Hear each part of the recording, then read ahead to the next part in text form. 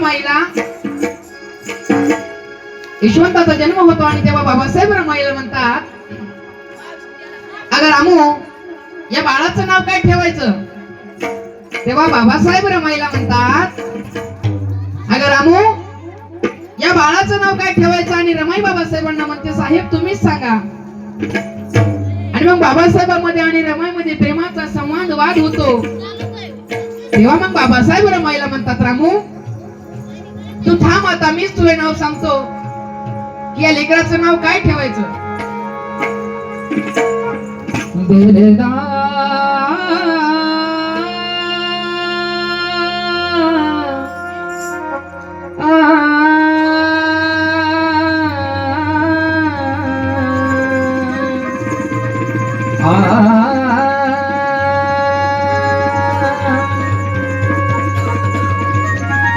या बायाने सांगितलं असेल जर एखादं नाव तुला,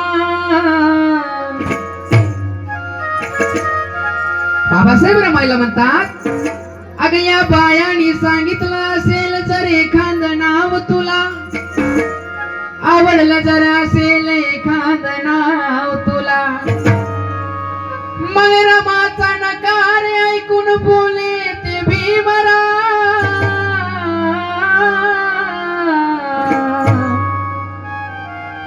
मी सांगतो रमा असं एक नाव तुला.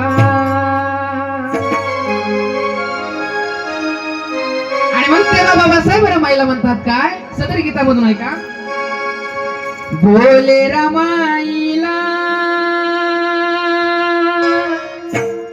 हरिशान भीमराव,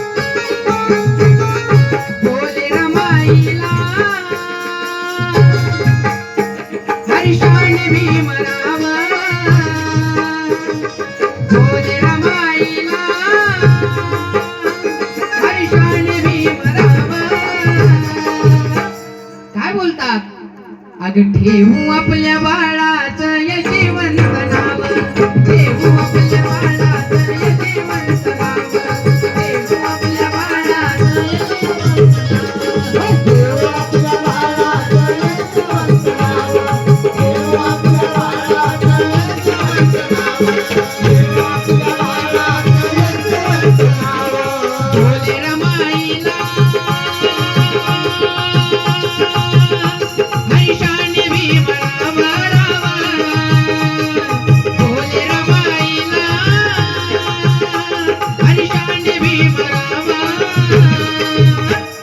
ठेवू आपल्या बाळाचं यशवंत नाव, ठेवू आपल्या बाळाचं यशवंत नाव, ठेवू आपल्या बाळाचं यशवंत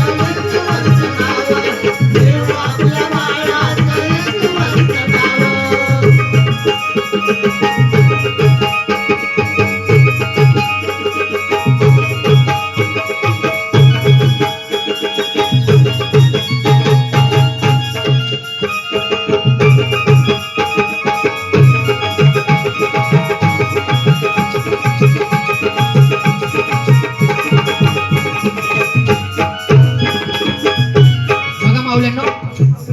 गीताची पहिली माळ, पालन कराची होले का रामजीची झाली भोसून, रामजीची झाली भोसून, रामजीची झाली भोसून, पालन कराची होले का रामजीची झाली भोसून.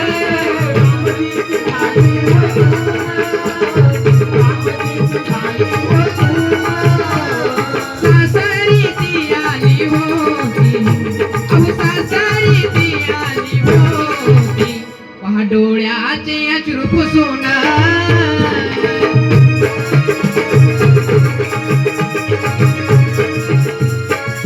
बघा आमच्या मामाने सांगितलं, आता मी जास्त काय बोलत नाही. रमाईचा विवाह हा 9 वर्षामध्ये झाला. आजकालच्या पोरीला 9व्या वर्षामध्ये भांडे घासायला येत नाही, परंतु त्या रमाईच्या शिरावरती तिच्या आई वडिलांची छाया नसते, तरी ती रमाई शिलवान गुणवान असते. आणि आज माझ्या माय बहिणींना आई वडील असताना देखील त्या विद्वान झाल्या. कशाने? तो बुद्धीने. आणि बुद्धी देखील कुठे चालायला लागली? फोनामध्ये रील्स बनवणे, व्हिडिओ बनवणे, यामध्ये त्या गुरफटून गेलेल्या आहेत. आणि म्हणून म्हणायचं काय बघा, वलन कराची बोले का रामजीची झाली हो सून, रामजीची झाली हो सून, रामजीची झाली हो सून, सासरी ती आली होती, अहो सासरी ती आली होती, पहाटोळ्याचे अश्रू पुसून.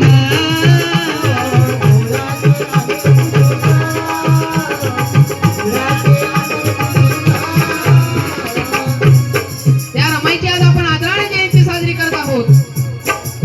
त्या रमाईने हालपेष्टा सहन केल्याच्या वेळी बाबासाहेब एका कक्षेमध्ये अभ्यास करत असतात आणि रमाई बाजूच्या रूम मध्ये लुगड्यांना थिगळ लावत असते. तेव्हा बाबासाहेब रमाईला म्हणतात, रामू अगं तू कपड्यांना थिगळ लावत आहेस, चल उद्या जाऊ आणि आपण बाजारामधून तुझ्यासाठी नवीन लुगडं घेऊन येऊ.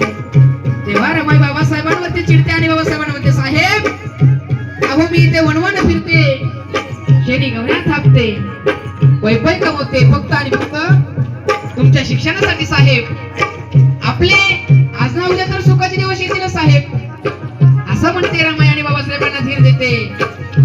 बालपणामध्ये माता पित्याची छाया रमाईच्या शिरावरून निघून जाते, तर रमाईचा सांभाळ तिचे मामा करतात. आणि मग वयाच्या 9व्या वर्ष होताच रमाईचा विवाह बाबासाहेबांसोबत होतो. आणि बाबासाहेबांचा देखील बालपणामध्येच भीमाईचा देहांत होतो, तर बाबासाहेबांचं पालन पोषण आत्या मीराबाई करतात. आमचे शिवाजी मामा म्हणाले की सांभाळा माझ्या लाडक्या जीवेचे जीवा, जपाव भिवा जपाव भिवा. आणि मग ती मीरा आत्याबाई त्या रमाईला कशा प्रकारे जीव लावते, कशा प्रकारे लाड करते बघा. आई परी माया देई आत्या मीराबाई,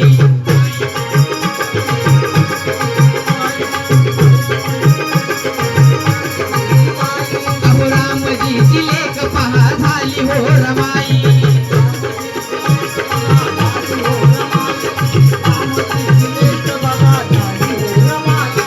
काढलेच होते तिने पती भीमराव, काढलेच होते तिने पती भीमराव. वयाच्या 9व्या वर्षी रमाईने बाबासाहेब झाले. आणि काय की आहे साहेबांचा, अहो आहे साहेबांचा अभ्यासू स्वभाव, मग ठेवू आपल्या बाळाचं, ठेवू आपल्या बाळाचं यशवंत नाव, ठेवू आपल्या बाळाचं यशवंत नाव.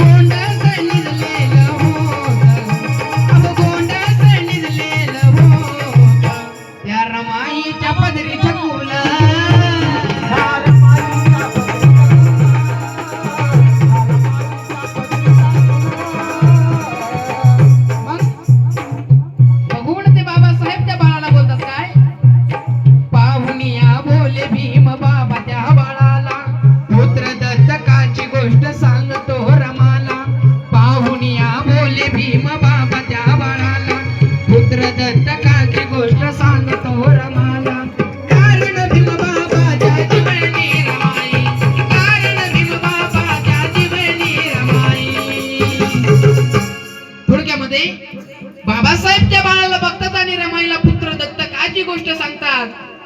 क्रांतीसूर्य महात्मा ज्योतिराव फुले